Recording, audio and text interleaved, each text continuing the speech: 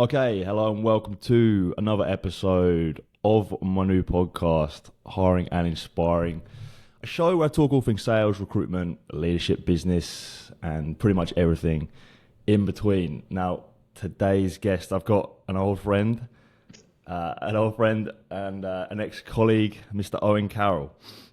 And I'm super excited to have a chat with Owen. We met actually out in Australia a few years back. When he was working for a little bit for BMS, stayed in touch. He's now back in the UK. He's worked a little bit in recruitment. He's now working in sales. I'm super excited to catch up with him. He's a great bloke, loads of energy, super funny guy, loads of great stories. Always enjoy having a chat to him. So I'm looking forward to hearing about his journey in the last few years, like what he's been up to, what he's been doing. And also learning from him as well, because he's a wise chap here and there. So, Owen, mate, welcome to the show. How are you getting on? Yeah, I'm good, thank you. I'm good. Obviously, evening here, nine o'clock in the evening here. So I had a busy day at work while you're just starting. But yeah, feeling good. Glad to be here. I appreciate you coming on later tonight, mate. No, thanks a lot. So, mate, I was thinking about this. It was pretty much nearly 3 years ago that you around this sort of time that you were out in Australia, but had to flee the country and retreat back to the UK as the pandemic hit, and your time in Australia was cut short. And obviously, that was 3 years ago now. So, this is probably the first time I was really catching up since then. So, mate, what's been going on? How you been since you fled the country? That was a funny story. Like I remember my friends being there. My friends from school. They were in Australia at that sort of time when the whole pandemic was kicking off, and Yeah. I remember they rented like an Airbnb, and there was probably about four of us, and me and Dylan were there, and I remember being there. There was three: me, Dylan, Josh, and Ben, who are a few of my friends from school. And we're having drinks, we're sort of celebrating because we knew we'd all be sort of having to leave sooner or later. Yeah. And it must have been about 12 at night, and get a call from my old man saying, "Oh, Owen, you got a flight booked at 6 a.m." And I was like, I was so pissed. I was drunk, and I was like, oh my God, right, okay. So I had to get a taxi back to where I was staying in North Sydney, pack all my stuff. Like I'm having beers at this time, packing all my stuff up, and then we headed straight to the airport. And as I say, you probably remember, I didn't even say goodbye to anyone. I was on that plane, and I was gone the next day. So it was. It was good. Coming back during the pandemic, it was tough, I think, for everyone. Obviously, jobs wise, I had probably 3 months maybe. So that was what I came back March 2020. 3 months where I was dossing about a little bit, sort of seeing how everything played out, seeing what I wanted to do. Was there any chance to go back out to Australia, that sort of thing.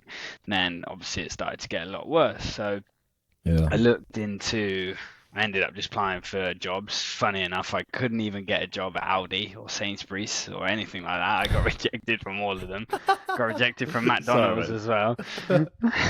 McDonald's Sorry, mate. I should laugh.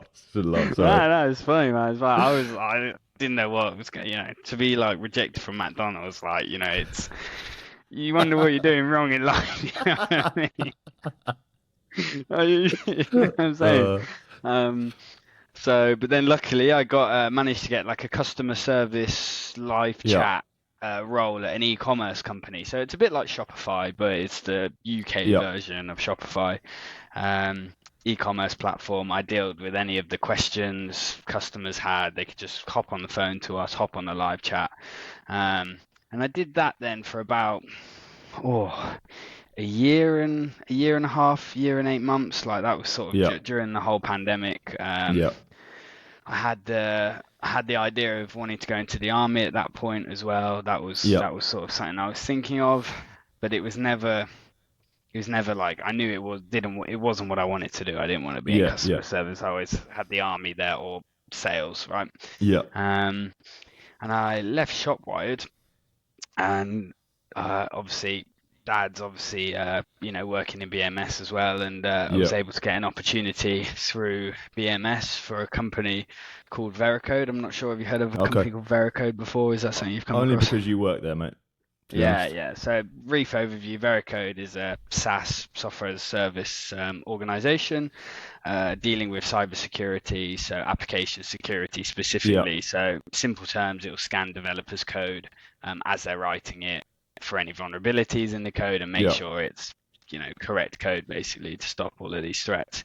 And I Yeah. Nice. specifically work in the BFSI, so banking, financial institutes, insurance in the Yeah. UK and Ireland as a strategic BDR. Yeah. Nice. And so, how long have you been doing that now? Oh, I'm coming into 10 months now, 10 months, Yeah. so Okay. it's been a while. Yeah. Well, how's it going then? So, getting out of the customer service role into the world of sales, into a SaaS company in a BDR role. How you finding it? Yeah, it's yeah stressful, but it's rewarding. Yeah. It's every day is stressful. I think recently, there's I think as you probably know, there's diff. What I've found out is there's differences between working like an enterprise to a strategic BDR to a commercial BDR. If you're Yeah. strategic BDRs, it comes, if you get a no, I have a small amount of accounts. If you get a no from a certain organization, you can't just move on, Yeah. because, Right. Yeah. I Okay. like to think of it as, one organization has probably got 15 other organizations Yeah. underneath it, Yeah. Okay. with the, all of the other segments. Um, so it's been tough, but I think one of the things that I'm starting to learn now is, as you know, recruitment, sales, any type of sales is stressful. It's stressful, and Yeah. it comes with its stress, and because Yeah. it's a performance-based role, right? But I think you can't. It's learning to deal with the stress in a way that you don't let it affect your outside Yeah. life, which is probably something I've been struggling with recently. But it's Yeah. I've noticed it. I've noticed it, and now I'm sort of Yeah. looking into researching online different ways to deal with stress, so you're not taking it out on the people around you. Yeah. No, gotcha. What do you find stressful about the role then, in itself? I think I love talking to people. I love speaking to people when you get the Yeah. chance. But I think it's that the opportunities come along. I think my mind has changed recently into a different way of thinking. I was looking and it was stressing me out because I was constantly looking for opportunity. Right, no, there's no opportunity there. Let's go to this one. Is there an opportunity there? Let's go here. Constantly looking for opportunities, which is what I've Yeah. learned is in a strategic organization, they can't, you're never just going to go in and buy. You say, yeah, here, I do this, buy it Yeah. now.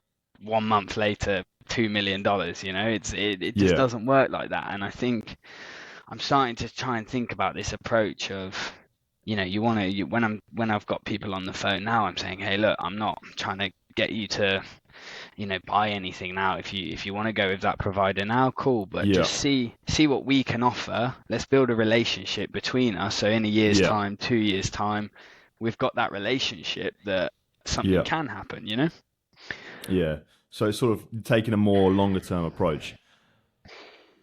Definitely, and Yeah. I think that's when I've now started to become a little bit less stressed, as I'm now starting to play the game. I was trying to cheat the Yeah. game before by just finding opportunities left, right, and center, and but Going for now those quick wins. yeah, quick wins, which is Yeah. great because you might get 2 quick wins this month and Yeah. you've hit your target or whatever, but then what Yeah. pipeline have you got for next month? Nothing. So Do, and then you're starting again. do you reckon that's something you picked up from maybe your time in recruitment? Because in recruitment it is more transactional, it is more, shorter sales cycle. You can pick up the phone and win a bit of business on one call here and there. Whereas it sounds like what you're doing is targeting the bigger organizations, longer sales cycles, more strategic stuff. Is that something you reckon you've picked up from your time in recruitment? I don't know. I think, I was obviously doing some recruitment at the start, but I was obviously younger. I just left Yeah. school at 18, so I'd gone into recruitment. But I think there's actually a time when I was in Australia and I called up this company, yeah, and said, "Hey, any vacancies?" And they're like, "Yeah, we've got a vacancy actually. Yeah, here you go." And I was like, "Yeah, this is amazing. This is amazing." Sent me cupcakes. I don't know if you remember. They sent me I do cupcakes remember. and Yeah, everything. Yeah, I do I remember. know. You were buzzing. Yeah, exactly. And then I think now it's I think no one wakes up every day. No one wakes up and wants to buy application security, cyber security software. Right. Yeah. It's not a, I think it's changed to need to have, these big finance organizations, Yeah. you saw recently, The Guardian, Royal Mail, Mm. they've all been hacked cyberly. I think, I don't know. Yeah. Have you read much into those I or? mean, it's happening a lot in Australia as well. So, yeah, it seems to be such a prevalent space. It's a good space for you to be in by the sound of things. Yeah, it's interesting. Like I think the one at Royal Mail that happened here, they said they have the international, depots that print out all the international labels and stuff like that. And I Yeah. think I read that this group hacked it so that instead of it printing out the customers' labels, it started printing out like ransomware notes saying like, you can have one file decrypted to see what we want. And you got to Yeah. pay us to, and it's just like things that you don't think that can be hacked, like a machine that prints out labels can be hacked. And like Yeah. now Wow. I'm seeing it in this open. You can bring it even down to some of the events that we've been to. They have F1 cars there. Because think about all Yeah. the mechanics and things that sit on the side of the track, doing all the testing of the car and signaling the car and everything like that. If someone hacks that, well, Max Verstappen, Lewis Hamilton, not sure who you prefer, but Yeah. hacks that, they can steer the car off the road. They can slam the brakes on the car just by doing it Yeah. manually, and it's becoming more and more dangerous, especially with the living costs going up. People Mm. are getting desperate. Yeah. I guess good sort of learning for you as well. Like you probably learn a lot about that particular market as well since you've been doing that role. Yeah, you learn a lot, but you there's so much to learn constantly. Like Yeah. you can't just take it in. I think I had a call the other day with a customer, and he said something, and I was like, in my mind, I was like, I don't even know what you're talking about. And I was like, yeah, sort of change the topic onto the next Yeah. thing and said, you'll find out. But, it's all, good and well. Someone Mm. telling you something you don't know, but then it's Yeah. right. Are you going to go and find out now what that thing is, or are you not going to go and find out? And that's where I Okay. think the difference goes into learning your knowledge is someone talks to you about frameworks and I didn't know what it was. So now I'm going to go and Yeah. find out what a framework is. That's just an example. Yeah. Nice. So I'm curious about this strategic approach. You mentioned there aren't a whole heap of accounts for you to go at. When you say, how do you go about getting into and winning a new client in those markets? Because it doesn't sound like it's a pure volume approach. It sounds like you've got to be quite strategic about it. How do you go about doing that? Yeah, so I think it comes down to you have your top ten focus accounts for your AEs, right? Let's just say they Yeah. have those top 10 accounts, the ones that you want to go after. And you can, I think I'll give you it both sides. There's a strategic approach and there's also a volume approach. You don't Yeah. want to be ignoring your other accounts just because these are your focused accounts that you want to get into this quarter, this fiscal year or whatever. So you need Yeah. to come up with a process that will allow you to personalize your messaging for your focus accounts, but also maybe the less important people in the others, your chief information security officers, for instance, in my world, they're like one of the top dogs who you want to speak to. You don't really want to be sending them volume stuff, so developers and things like that. Send those to your accounts that aren't your focused accounts. So Okay. Yeah. at least they're getting information. They're going to hear about Bit of value. Veracode, and they might get a bit of value, even if you're not even trying to sell them it. Say, hey, I saw this Yeah. article that was quite good for your world, and then you can focus doing your personalized messaging on your focused accounts, your top 10, and that's Yeah. probably where you And do is the that two. just sort of positioning, in their mind as a buyer, Owen Carroll as a source of a source of value, a source of this guy can help me. Is that right? With those sort of personalized the emails and messages. Is that what you mean? Yeah, so it's changing. It's changing now from what I'm seeing. Some of these before you could, hey, Veracode. Um, there's a Gartner Magic Quadrant which basically goes round. Mm. I don't know if you've heard of it, but it goes. I think they do it for No. different industries as well. But it basically is a organization that will is it ranks companies basically on 1 to 10 in a square, and you want to be as far on the top right as possible to Yeah. to be good, right? And Veracode have been the leader for 9 years in a row, right? As in that top right Brilliant. Yeah. quadrant. And Veracode have been around for 16 years. Which is quite a good story actually. Yeah. The founder of Veracode actually um, went in front of the I can't remember what it's called. Is it the Senate or something like that in America? And basically tried to. He went to the government, I'm pretty sure in America, or whatever, that basically wanted to show how valuable cybersecurity is becoming, and they sort of were Yeah. like, we're not going to help with this. So he set out to create Veracode, right? Okay. So before you could say, hey, look, we're Veracode, we can do this, we can do this, we can do this for you, we can do this. But now it's becoming a very much like there's other competitors in the market now that are similar to Okay. Veracode. So Yeah. it's becoming a more of a value approach. What value can we bring to your organization that other organizations can't? And that's the approach. You need to help that value approach, but also I think going back to being a strategic BDR, you need to just be someone that isn't trying to sell you. I'm not trying to hard sell you. I'm not Yeah. trying to do that. If you wanna if you wanna go ahead with another competitor, that's fine. Just Yeah. I'd love you to chance just to see Veracode, see what we can offer, and then Yeah. if you decide it's not for you, no problem. You know, Yeah. you can go away with Okay. synopsis, check marks or whatever, but you've at least we've shown you what value we can bring. Yeah. Gotcha. And are you, as a BDR, are you just booking meetings for the AEs, or are Yeah, so you just booking meetings. involved? Yeah. So Yeah, just booking meetings. do you see your role as like you have to? Are you selling the product, or are you selling the meeting as a BDR? What do you see your role as? I would say selling the meeting. My AEs are very good. Yeah. AEs they've been in the sales world for many years. So Yeah. I've got enough. They just ask me, just get me in front of someone. Get me in front of someone that I can speak to. That Yeah. Right. that's the thing. So sometimes that's where I think about it. It's just a hey, look, you know, I'd look, you don't have to buy anything from us, take, have the meeting, see what we can offer, and then that's where the more of a, seller That's where the persona magic would come really out happens. there. Yeah, yeah, exactly. It Yeah. starts with me, but then obviously it goes to the A's. Yeah. And what about yourself, mate? Ambitions to progress to an AE? Yeah, definitely, Yeah. definitely. I think, but one of the things is that you don't want to go, you don't want to progress too quick. You don't want Sure. to.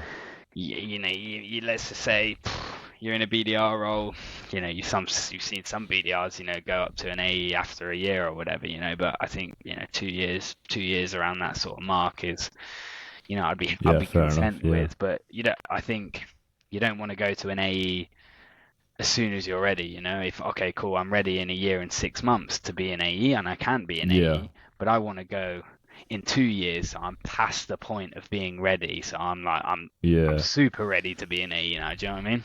Yeah, I could be wrong here, mate, but I think as a BDR SDR, like you're all at the moment, you're really honing your sales skills. You're really learning the craft right now. You want to spend as much time. Not you don't want to hold yourself back, but like you want to do as much learning as you can right now, because that will stand you in even better stead if you did progress to to an AE or a more senior sales role. Is that something that resonates?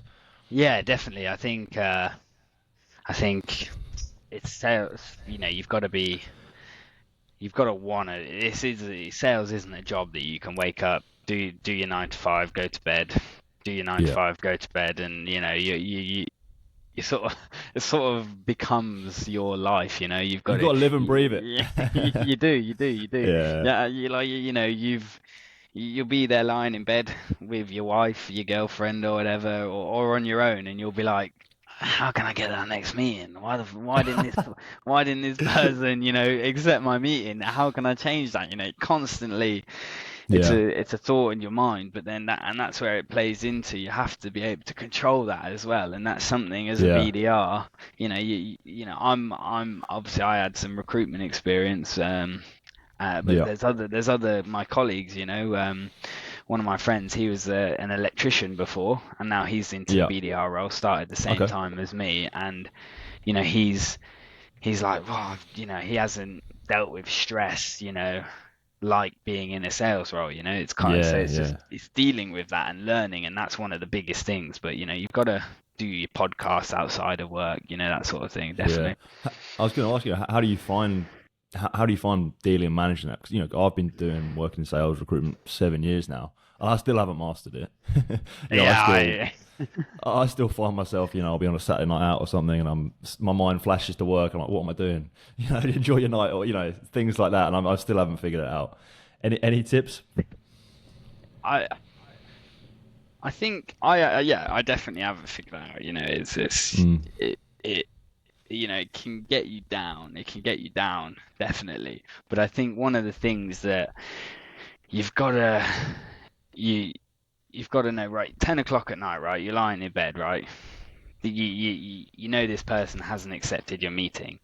Realistically, what the fuck are you gonna do about it at 10 o'clock at night? Nothing. Yeah. Nothing, right? You're not gonna get up and drop him a phone call and tell him why you'd be Yeah. in bed, be so you gotta learn to just put it aside in a sense, or like don't you can never just get rid of stress or just put it aside, because it will bottle up Mm. eventually. It'll bottle up and it'll Yeah. burst over, and you'll go nuts or you'll go crazy about Yeah. it. But it's about putting it aside to time, putting it aside to a time when you can actually do something about it.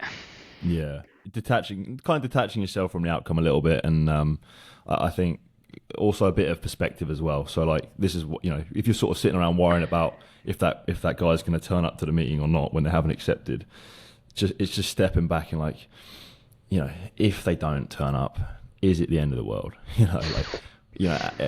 Big picture thinking, how much is that really going to affect my month or my year or just my life in general? They're the kind of things that, because I used to get super worked up about little things like that, and now I'm getting better. I haven't got it mastered, but I'm trying to think a little bit more like that. Definitely. Mate, so I'm curious to talk about actually, obviously, when we met, out in Australia. I know it was a few years ago. You came out here. Just the story. The story is it was January 2020. You came out with loads of hopes and dreams. You came to work for BMS in Australia, and obviously we've talked about how you had to go home. But I'm curious. Obviously, this is us catching up. Like, how do you look back at how do you look back at that time? Because I know it was obviously I know you had a great time, but it was obviously a little bit short lived in the end.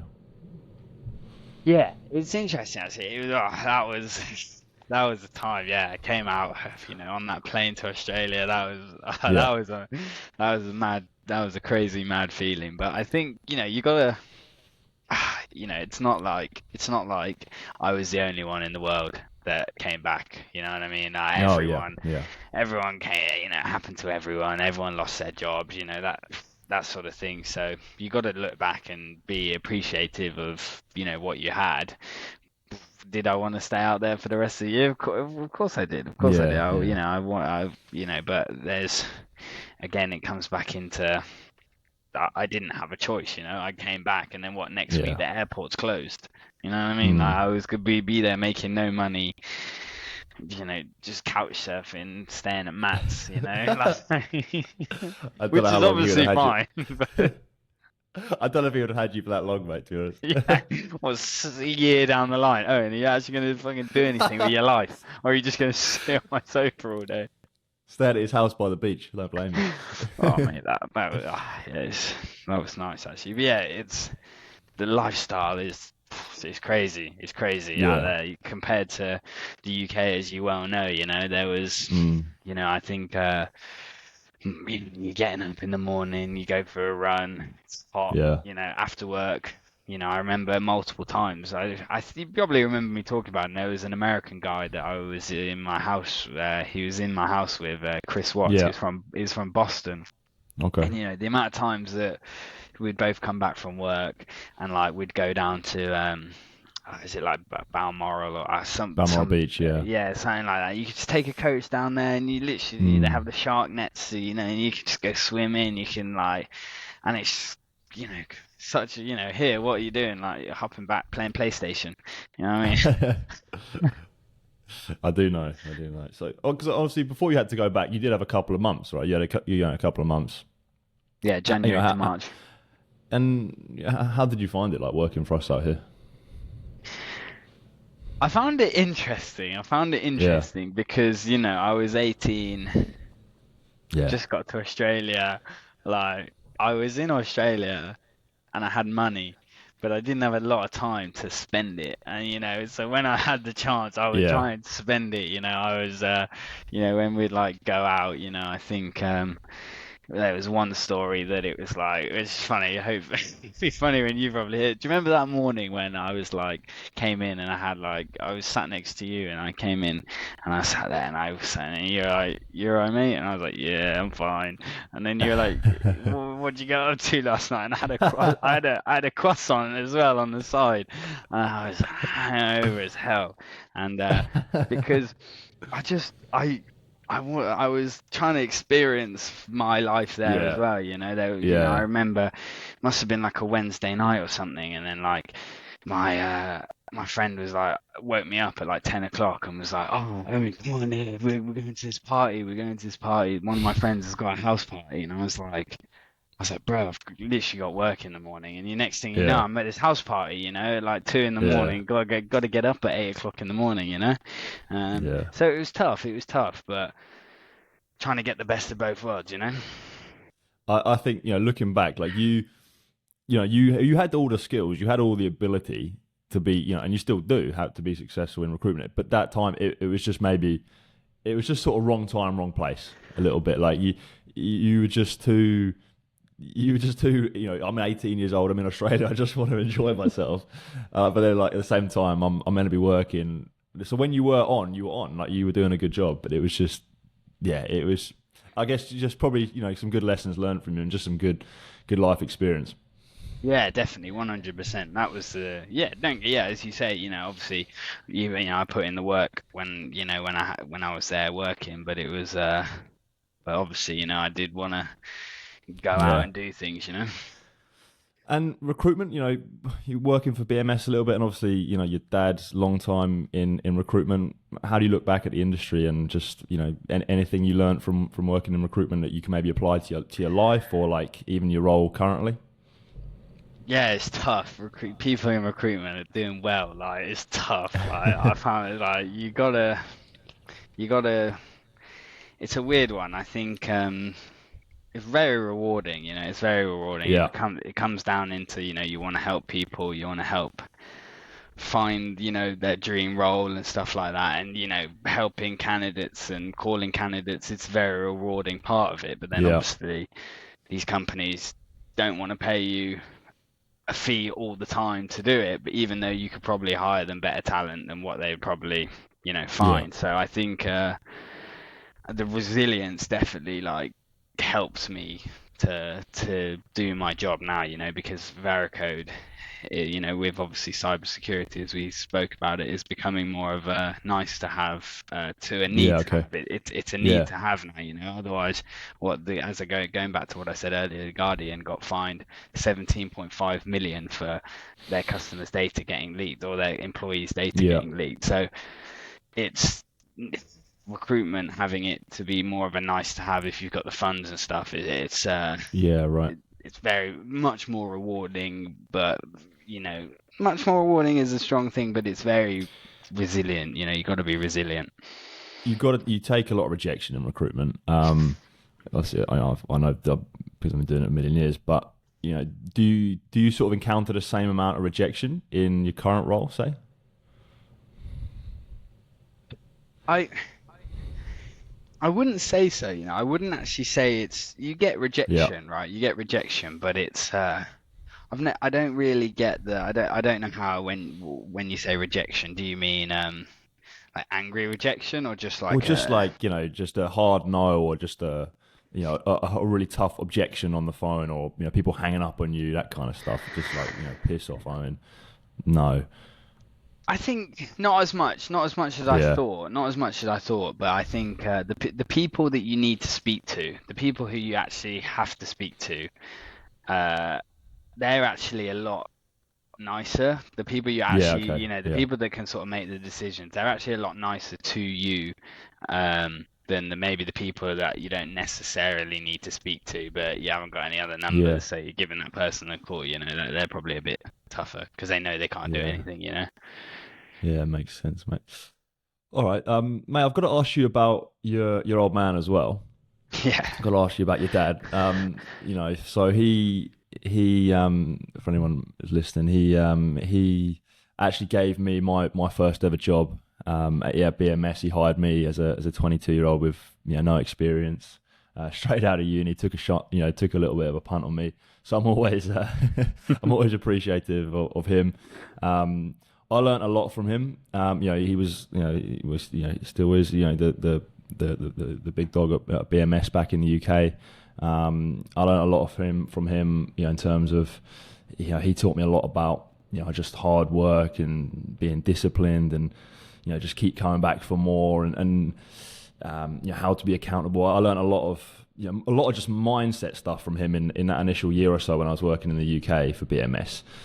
I mean, firstly, how is he? And secondly, like, those kind of things that I mentioned there, do they resonate with you, kind of, to the things that you've learned from him? Yeah, he actually sent his regards, by the way. He did actually send the regards Nice. before I did it, so he said hello. He's well, he's well. Yeah. Yeah, he's well. We've got, obviously I've got a little sister. I don't know if you know Amelia. She's Yeah. Yeah. 6 years old, and then we've had a little. Well, I haven't, but Charlotte's had well, I hope I didn't have it. Otherwise, yeah, Yeah. yeah. So we got a little brother. I've got a little brother now as well, Yeah. who's coming up to be 1 years old as well. So Oh, amazing. Right. I got big respects for him. He's running BMS tech sales, dealing with two Yeah. kids as well on the sideline, and then obviously I'm around the house as well. So it's early nights, Yeah. late nights, and then he's obviously dealing with his stuff. So he's well.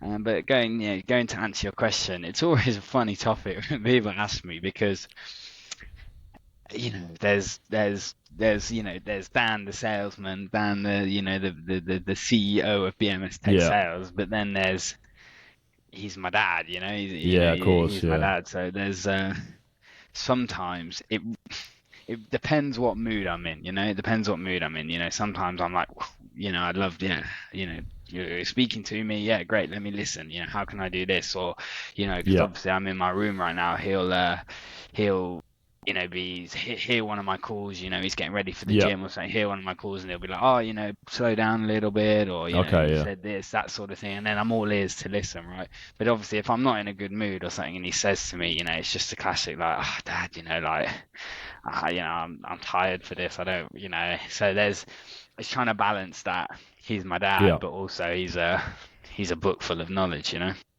Yeah. Did you like look up to him as a role model, like, in terms of him? Because I definitely, especially when I first started, I learned a lot from him, like I said, and he was definitely like a real early figure, mentor for me. Is that the same for you, I guess? Yeah, 100%, Yeah. 100%. It's yeah, what he's done. He always talks to me about his stories before BMS. Obviously he was in the army for seven Yeah. Yeah. years. Then he left, and he was like, I believe, probably should know, but he was selling like some computer printer software or so, Okay. some Yeah. printers or whatever. And he, hearing his stories about when he went somewhere and the person wasn't even a decision maker and he just wasted his time there, and hearing these Yeah. stories that he's experienced it, I'm very lucky to have that in my role. As going back to my colleague, he's he doesn't have that sort of experience around him, or any of my other colleagues. He's lucky his wife works in Yeah. the same cybersecurity industry, so he has Yeah. there. But I'm very lucky to have, that this guy's didn't accept my meeting after we had a good phone call. How can I, what can I do? What can persuade him to, should I call him? Yeah, Should of I course. email him? That sort of thing. So, yeah, he's very good. Yeah, you got to ask him when he's free to come on this podcast as well. By the way. Yeah, yeah, that's a very good idea. Yeah, I don't know. Hey, Dad, get, Dad. get two generations of Carol on here. Mate, so what's next for you then? What's sort of in the future hold for you a little bit? Maybe in your role, your life in general. Yeah, it's definitely sales. Definitely sales. Yeah. Veracode. Yeah, it's sales. I think I've as Mm. much as it's tough, it's super rewarding. Yeah. Well, I'm only 21 now. 21 Yeah. as a BDR. I could hopefully, be an enterprise, AE in the next few years. 4 or Yeah. It's 5 amazing. years. So yeah, definitely sort of whether that be Veracode or a thing, it's definitely the next foreseeable Yeah. Nice. future is at Veracode. You found your lane, and yeah, I think yeah, I guess you sort of hear people who sort of bounce around careers and jobs, and they don't quite know what they're calling it. So I think a lot of people with sales, maybe you and I, just once you fell into it, and you're like, yeah, this is it. Like this is It's me. it's like this is it's one of those ones where you're like you wake up every day and you get told a no and you're like, what am I doing? What am I doing? Like what has this come to? But then you get you get a win and you're like, yeah, this It's is all this worth it. is it. Yeah, it's never Yeah.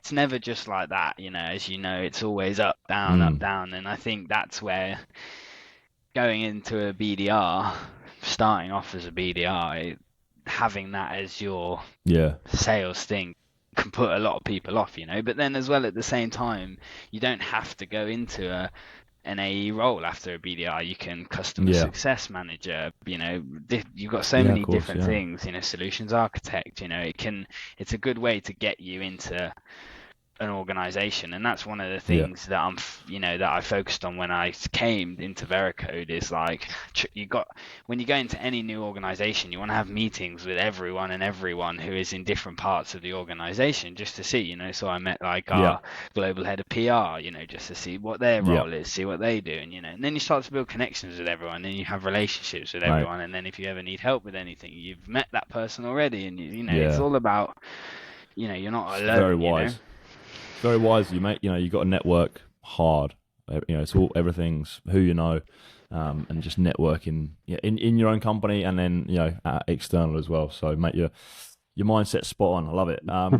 One final question from me, just sort of, and this is I've been asking a few people on this, and this is you can take this whichever way you like, professionally, outside of work, whatever. But one thing I'm pretty interested in is success and like what success means to different people.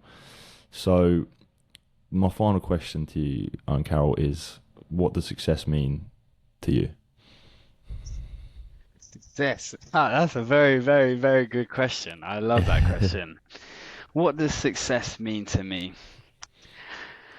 I think you can sort of take two angles to it. Yeah. Obviously successful, you could be, that could be, wealth, Mm. but I like to think, to me, success is, wealth in that way, but Yeah. it's not success if you're not happy. That's what it Yeah. Of comes course. down to Yeah. being happy.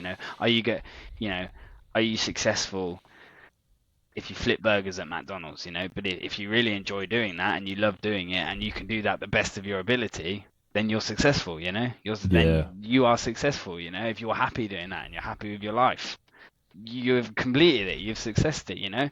But I think to some Won't be you, people, mate. You can't get a job there. yeah, yeah, I failed miserably. Sorry. No. Carry on. Carry on. Yeah, so I think and then I think actually one of the biggest things that I I read actually recently, I can't remember who it was, it might have been Serena Williams said it or something like that. I read it somewhere, Yeah. and it was like success uh, isn't defined by how many times you win. Success is defined by how you react when you fail. And I thought that was quite if you Mic fail and drop. just yeah, that's it. Thanks for having me, Joe. Appreciate it. Cheers. On that And bombshell. yeah. So, and when I'm seeing that now, I've had a tough month at Veracode. Meetings maybe aren't going your way, but it's the determination you put in. It's Yeah. determination, and you've got to set goals that make you more successful. You're successful. You can have your goal here, but you've got to set Mm. goals to things so you'll constantly feel like you're becoming more successful. So it's about being happy. Successful to me is Yeah. about being happy.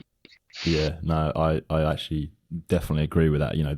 Especially, I had a laugh about it, but the person flipping burgers at McDonald's, if they're happy, they're winning. If compared to say an MD or CEO who makes millions, but fucking hates his life, then the burger flipper is winning. Yeah, exactly. Mate, thanks so much for the chat, and really good to catch up with you, and sharing your journey and sharing what you've been up to the last few years. It sounds like you're doing really well. I'm absolutely buzzing for you. So keep up the good work, mate. Thanks again for coming on. One question. Yeah. I've got one question. Oh, go on. I've got one question to end it. I thought I like this. Can I give a question for the next person that you do? Like one question is that all right? I saw it on a podcast. Stephen Bartlett. That's why I saw it. I saw it because I've been listening to his thing, so I was like, oh, that would be cool to ask. I'll be like, what got you through one of the toughest parts in your career? Like, what motivated you to get through the toughest parts of your career? That's what moment, or like what got you through it? What got you through that? If they don't want to go into it, they could just say like, what got you through that? Okay, what motivated you? If you want to, obviously. It was just obviously I heard it and I was like, oh, that's pretty cool actually. It is a nice touch for his show, and his show's pretty good, I have to admit. So, mate, appreciate that as well. And thanks for coming on. Thanks for chatting. And I'll talk to you soon. Owen Carroll. Cheers, Joe. Cheers.